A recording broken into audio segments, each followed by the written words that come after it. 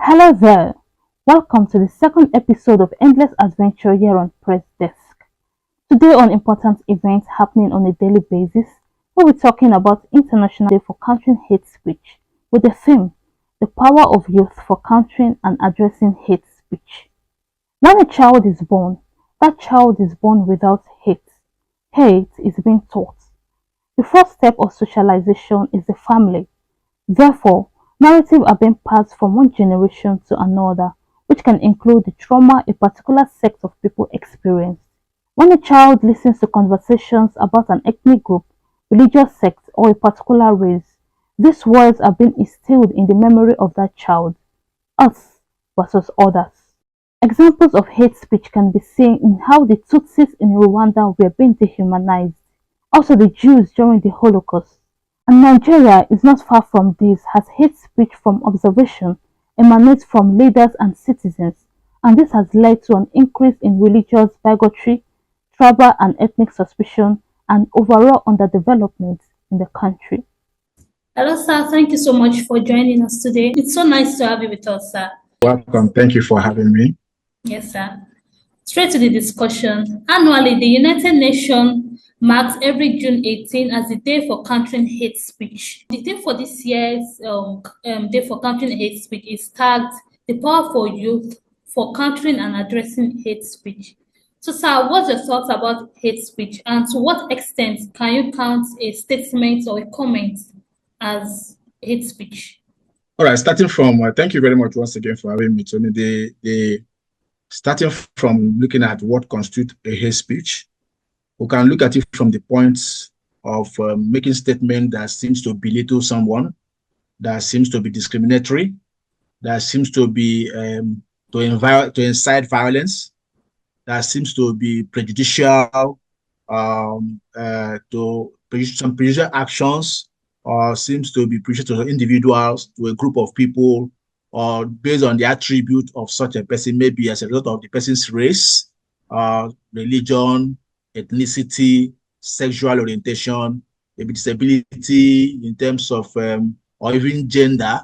So sometimes it's often demeans or dehumanizes the target victim, leading to such a person or leading to such a hostile environment for affected individuals or for the group of people affected. So those are the kind of thing that makes one to consider what constitutes a hate speech. Usually is something that incites most of the times violence or creates acrimony among people. And that is what has most places, most crises that have caused in most places have always been triggered by such speeches that may sometimes innocently made, sometimes may also be out of bitterness, sometimes also be made, sometimes could be jokingly made also, but will be taken seriously by the person that to which it is addressed to.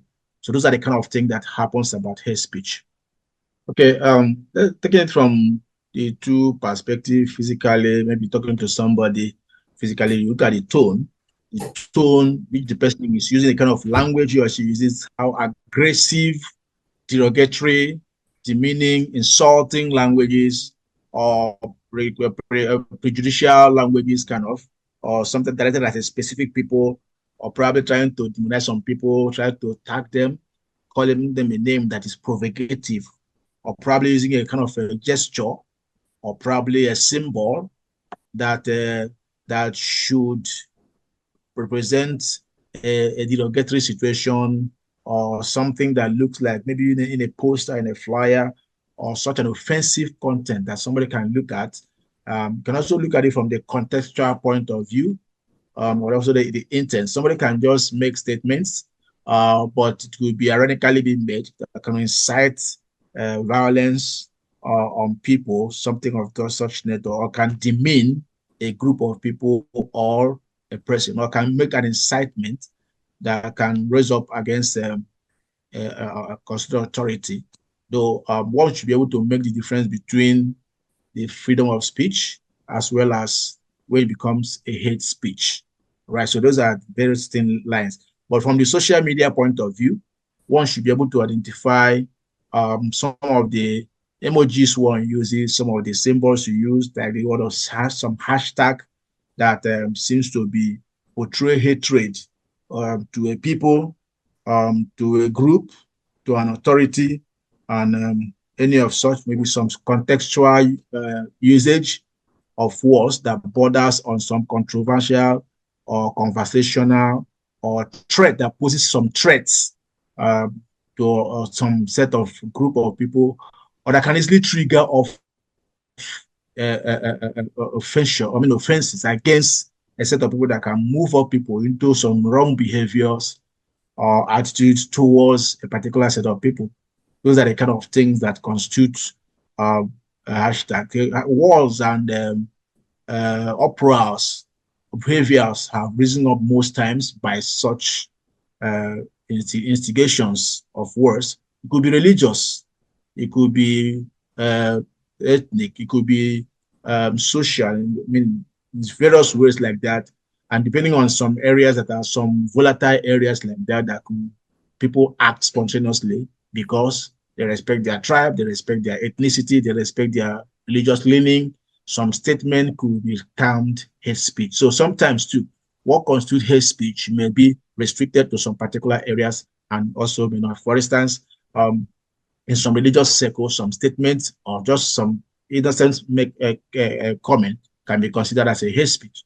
So, but on a general basis, so one has to be able to understand the environment you operate, you live in, and know how to say what you say, what you write, or what you post. Okay, sir. So, sir, we've seen examples of leaders in position that have said some kind of words. Especially, let's look at in the politics aspect. Maybe like now, maybe a leader from the Yoruba saying something against someone from the east or from the north. So also we've seen cases of actions some leaders have taken that has been tagged hate speech. As a person in a leadership position, how can you counter, or well, what advice can you give, or how can you counter such statements or action? Well, I think the first thing will start from continuous people engagement, continuous education to explain to people what constitutes hate speech. Because a lot of people act in a particular way out of ignorance, without knowing the implication of what they are doing. So constant engagement will be key to it. In those days, we used to have, I don't know, I think we still have them, but I wouldn't know, I don't think they're effective. National Orientation Agency. Those are the kind of things they used to talk about, trying to enlighten the public about what it is. As a leader, we activate that engagement process. I will also activate that cross-fertilization of groups, whether the cultural groups, the youth leaders, the market people, the social the media, the the Nollywood groups, and so on. The all category of persons, there will be constant engagement and make sure that people can hospitalized to use the religious platform also to make sure they preach the right thing to people and so on and so forth. So but that constant engagement with the people will be key. And again, also to ensure that there is a uniform law for everybody. That will not be when someone makes a hate speech, is punished, and some other people make such statements and they are let go. So there should be uniform uh, penalty for it, and people should make to understand what the sanctions are. And that is what I think should be done as a leader. I'll make sure, first of all, engage the people, let the people understand what constitutes hate speech, and let people know the boundaries as whatever the freedom of speech they have should be, and where that boundary is crossed, sanctions are meted on whoever is that crossed that borderline, not to stifle the freedom of the people, not to stifle the right of the people, but where it becomes clear that this is what constitutes hate speech, then there should be sanction for it. And then, but should be general also. There should not be two set of rules and laws to some set of people. There should not be sacred cow in this regard. That's how to curb it as a leader. The leader must not go about witch hunting people by so doing, but it must be fair as much as possible. Yes, sir. Then lastly, as a youth leader, how can you sensitize young people on how to counter hate speech. Young people can only be you can only counter hate speech by with facts. Where somebody and also be careful what you forward. Some information, some things you just get a post to you, you just forward it without knowing the origin, whether truth or not, true or false. Try to verify the source of whatever you're forwarding, and also try to assess the reasonability of what you are forwarding or what you are about to post. Think of the implication of what you are about to post. But most importantly, try to counter um, what is considered a hate speech with facts. Have your facts that you can back up with what you are saying. Also, that area of constant education will be key also. Let people understand that consciousness of making sure that your statement can create a problem beyond what you imagine. When people get that consciousness constantly, it will make one to think twice before he or she makes some comment, or before he or she posts something. So the youths must have to be enlightened constantly and at all times from using every forum, every fora to explain to people what constitutes hate speech and why they should avoid it, the implication of hate speech, and the consequence of getting involved in hate speech. So that's what I'll do as a youth leader, or what I continue doing as youth leader, to make sure you verify your facts and you make sure you don't join the bandwagons, but be right on. Even when you are trying to present facts, also mind how you present it, so as you will not be inciting, will not be something that will now derogate people or that get people offended in a way that is not intended. That is what I should do. Thank you so much, sir, for your time. Thank you very much for. The devastating effect of hatred is sadly nothing new, but the use of new technologies of communication has amplified the scale and impact of hate speech, as it has now become one of the most frequent methods of spreading divisive rhetoric and ideologies on a global scale. The United Nations Plan of Action defines hate speech as any kind of communication in speech, writing, or behavior that attacks or uses pejorative or discriminatory language with reference to a person or a group on the basis of who they are. That is, based on their religion, ethnicity, nationality, race, color, gender, or other identity factor. Although universally, there hasn't been any proper definition of hate speech, as Chapter 4, Section 39, Subsection 1 of the 1999 Constitution gives individuals the right to freedom of expression.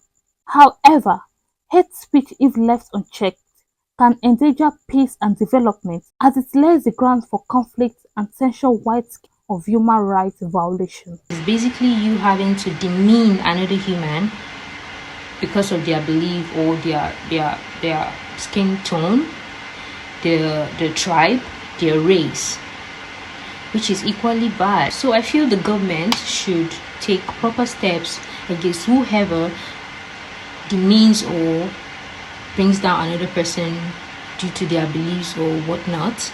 They should call them out, and if it happens to you as an individual, call such person out, let them be dealt with. So that's what I feel the government should do to curb that cankerworm that has really eaten deep, because people tend to like go after each other on social media because they don't believe in their opinion, or they don't accept or want to listen to their opinion, which is really bad. I guess everybody has a right to their own opinion, and so that's what I feel the government should do.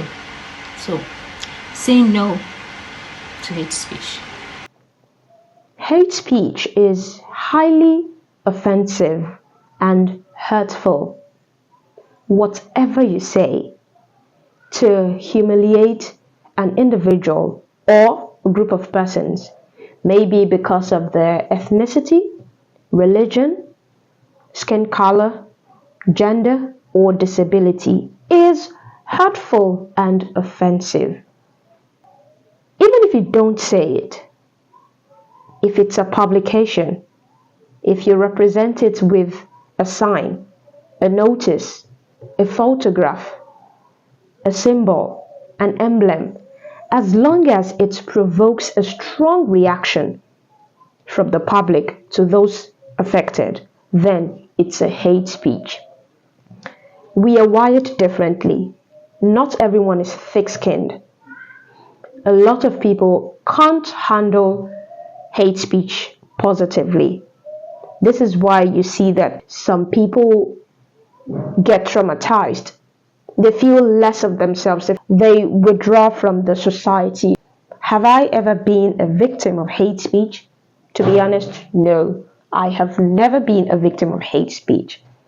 Do I know anyone who has been a victim? Yes, we see them every day. Our religious leaders, our politicians, our actors, they are all victims of hate speech.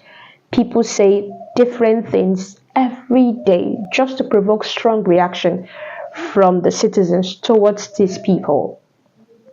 I think there's something that's already in place as regards the use of words on social media. I think that is a way to counter hate speech. And this is a restriction. You can't use vulgar words on the social media or even on national TV, on radio. You can't. Even if you have to use vulgar words, you should censor them. You shouldn't write them in full. So I think that's a measure that is already in place. The parents also need to play their roles.